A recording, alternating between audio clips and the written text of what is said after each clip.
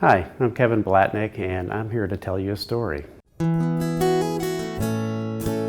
I was born in Cleveland, Ohio back in 1967. After that, we moved to Spencer, Ohio, a little kind of a farming community out in the middle of pretty much nowhere. I worked on farms and I baled hay, milked cows, and I started working probably when I was about 8 years old. I've always been a worker. So one of the things I can say about my early life is that I've always known that I was different. I didn't really understand why I was different. One thing is that I'm an extreme introvert. So I had a really hard time growing up because I didn't know how to talk to people, and I was very uncomfortable in social circumstances, which was pretty painful, I have to say. I first tasted alcohol, I think, when I was about 8 years old. And I loved it, right from the very beginning. So starting at about 12 years old, I drank most days up through probably my early 20s. When I drank, it made me feel normal. At the same time as I was experimenting with the drinking, I didn't really understand the other component of it, which is my bipolar disorder. I didn't understand why I felt the way I felt. I was in college at Kent State University, and I was just so miserable that I went to one of the counselors, and she said, "Well, you're so messed up. You need to talk to the head psychiatrist." So I talked to the head psychiatrist, and he made the diagnosis, in my early 20s that I had bipolar disorder.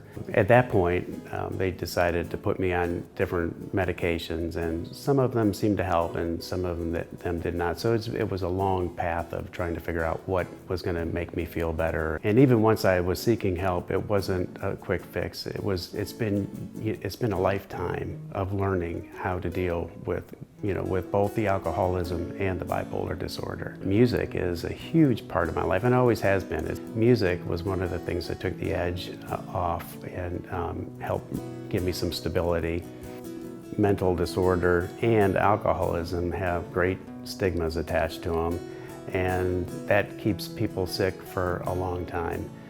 People, myself included, don't like to go out and express, that they're broken. But what I will tell you is that the only way to get better is to admit that you have a problem.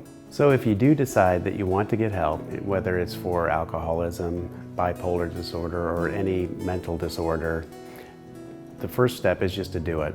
I can tell you that if I did not reach out so many years ago, I would not be here today. I would not be talking to you. I would not be alive. There's no doubt in my mind.